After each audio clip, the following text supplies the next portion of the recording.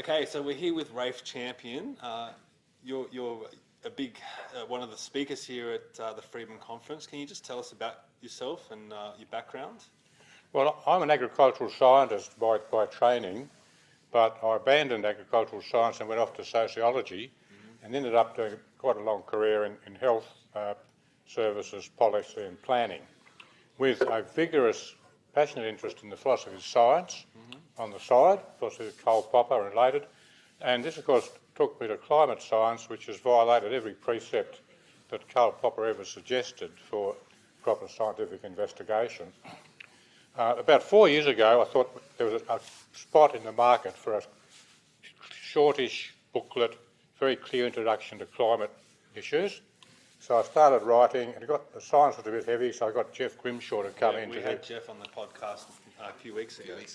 Yeah, he came in and did the heavy lifting on the science, and the book grew. It grew to incorporate the environmental impact of renewable energy policies and the way wind won't work. And then I decided I'd get off to wind watching to get really serious about the energy side of it. And so Jeff took the book to completion, and he'll put it up on Amazon. So that's called Trigger Warming, right? Trigger Warming. Yeah, that was his invention. The subtitle I wanted in the back of my mind was regaining the moral high ground, taking the moral high ground. In fact, I hadn't at that stage read a book, Epstein's book, The Moral Case for Fossil Fuels. You know that book? No, I've never heard of that. It's absolute. I'll bring a copy tomorrow. Yeah. It's absolutely brilliant. It's the moral case for fossil fuels. Who did you say wrote that? Alex Epstein. Okay, Alex. He's a prolific writer, blogger, speaker, podcasts, books, articles. So I'll bring his 2 books in tomorrow. So your main mission is really to change the narrative around this whole climate change and energy, I guess. Well, to show the falseness of what the green or renewable energy is, and it's actually almost, I believe, well, from what I've seen, is worse for the environment than actually burning fossil fuels. 100%, 200%. But my gambit at this stage is to abandon the climate debate, because halfway through the book I realised that there was no purpose really for the book except finishing it for the sake of finishing it, because the climate debate was gone. The battlefield now is the energy debate. And my point is that this is a debate which we can win in the way that we can't win the climate debate, because it's become a religion. Not only that, but people on the street can't understand it. Yeah. Nobody can understand the science, but everybody, if you show them the pictures clearly enough, they can see that there are wind droughts, like periods when there's next to no wind across the whole of southeast Australia. Point 1, wind droughts. The second point is that you've got to have all the supply all the time. It's no good, it's like a fence around a cow paddock. It's no good having a really high fence in places and gaps, no fence, in other places. Right? The cows will walk out. That's right. Well, it's the same with putting energy into the grid. If you're depending on intermittent energy, and there isn't any, like on a windless night, okay, southeast Australia goes black. And I think we should start calling it that. Instead of calling it renewables, call it intermittent energy. Oh, that's not my invention, but people... But yeah, we need to adopt that. Absolutely. Unreliable energy. Yeah. Intermittent energy is correct. Yeah. In my circles, we've been calling it intermittent and unreliable for a long time, although of course we lapse, we keep falling back, because it's easy to say REs. But anyway, the point is there are 4 points or 5 points to make, which people in the street understand if you just get them to sit still for 3 or 4 minutes to look at it. Right? The wind droughts, clearly visible in the data from the AEMO. The second thing, you've got to have 100% provision all the time. You can't just have gaps. Third thing... So that's reliability. It has to always be there. Yeah, that's an absolute requirement.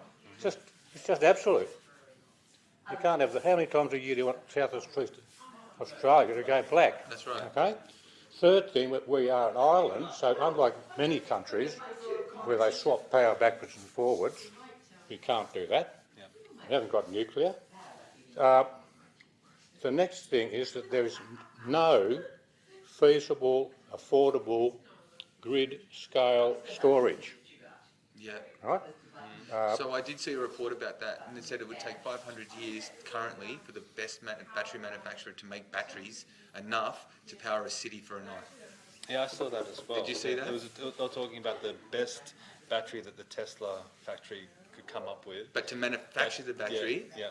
enough batteries Yeah. to make a big enough reserve to power a city Power for the one US night, for 1 day. 1 day. Yeah. Yeah, for 24 hours, it would take 500 years at current rate. Well, and all that time you'd be digging up millions of square miles of Africa and Asia to get the raw minerals out. Yeah, not only that, but using the space to put in the wind farms and the solar panel farms. You know, they're talking about up north where they're ripping down forests and wetlands to install wind farms. Clear cutting forests to save the trees. Yeah. I don't understand it. It Pamela just doesn't Jones work. talks about that all the time. Yeah. She's always talking about that. And Yeah. just one other thing as well. They've got this new battery technology that I've just read on, right? Which is they superheat salt and store it in like 5,000 degrees in like big concrete containers, and then they use the thermal energy to that to boil water and Yeah. turn the turbines and then power grid. So then they want to use solar power, wind power, green energy to superheat the salt.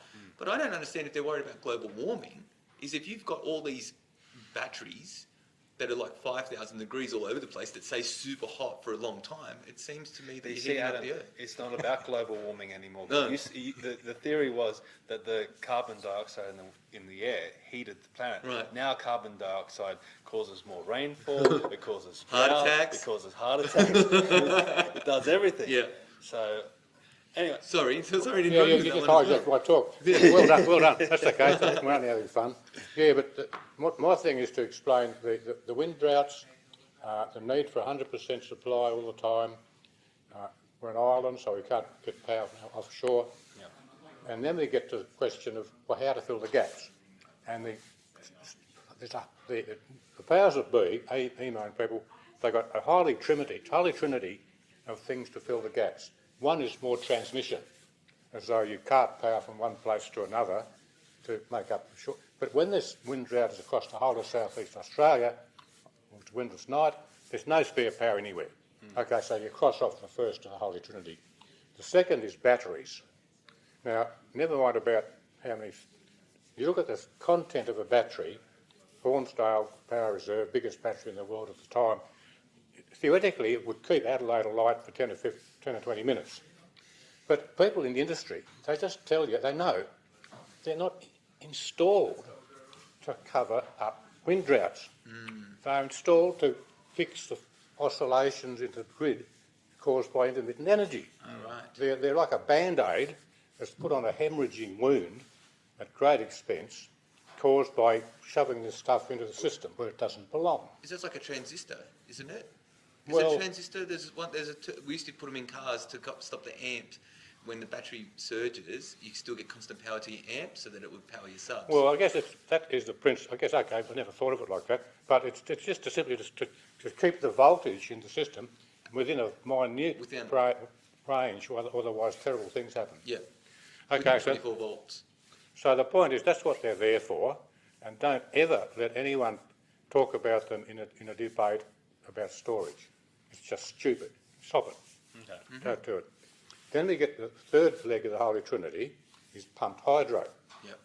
Now the Snowy 2 is a great showcase of the failure of pumped hydro, because even if it ever gets built, given it's years overdue and many billions of dollars over budget, even if it gets done and it performs to expectations, even still, it can produce a flow of power roughly equivalent to Liddell in its once upon a time, but it only does it for a couple of 100 hours, a certain number of days. So that's intermittent. After it's emptied, you've got to pump the water back up the hill. So it doesn't even replace one single decent-sized coal-fired power station. It just doesn't replace it. It's only a partial replacement. Yeah. So how many do you need, and where are you going to put them? Yep. Just forget it. And they're not building dams anyway to build pumped Well, hydro. it's just too stupid. It's okay, Yeah. so the Holy Trinity just doesn't work. And that's a message I think we can explain to people in the street. And the point is they're going to be in pain. They're going to be interested. It's not like the climate debate that's over their head. This is affecting their wallets, their power, their jobs, their future. and we can talk to their condition instead of trying to push back against the religion of warming. So, what's the? I think we're going to have to get wrapped you up. know, in a I'm second. done. I'm What's- finished. Yeah. So what's your main aim here? Oh, my aim is to establish a network of agents across the country who will feed out information, like from our reserves of information, simple stuff that they can understand, you know, one-page things, feed it out just to get to the grassroots of the population who can't read about it in the mainstream media. Yeah. So so you're looking kind of for volunteers, are you? Yeah, just people that'll be part of a network. They'll get stuff and they'll just pass it out to whatever network they got. And can they contact you? How do they contact you? Well, I'll give out by email. Okay. But the thing is, unlike other political activity, I don't want donations. I don't want you to make a public spectacle of yourself. I don't want you to go around door knocking. I don't want you to be pushing pieces of paper at people. I just want you to pass information, clear, concise information through your network. It might be as small as your friends and relations, or if you're a good blogger, or you've got a big network from previous campaigning in the circuit. Yep. You'll have a team, a sport team. Yep. And you'll have email lists. You know the local media. Yep. So they could email you, Rafe, and say, I need, I've got about 20 friends that I want to just get some information to. You could send off 20 information, or you can send off the digital No, brochure. I just send you a selection of briefing Yep. notes, one-page briefing notes, Yep. and you send that off to your friends. Yep, by email, by phone. But there's no cost, no time consumption, Not in your face. not in your face. Do you want to give out your email to the people? Yeah, my email is Rafe, R-A-F-E .champion @gmail.com. And we'll put it in the notes too. Yeah, I'll put it up on the screen as well. So hopefully people can see this and contact you and get involved. Yeah. Well, thank you very much, Rafe. Appreciate that. Nice Yeah. to meet you finally. Yeah, thanks, And Rafe. we're off Good to to meet the gala ball tonight, and we'll have Oh, I'll be there. a few drinks and a I bit of a won't be- dress up, and it's I going to won't be a be- great thing. I won't be dancing, I'll tell you, Well, after I have a couple of drinks, I might be dancing. We'll see how we go. on the table. Yeah. Excellent. Well, thank you very No, much. I've enjoyed that.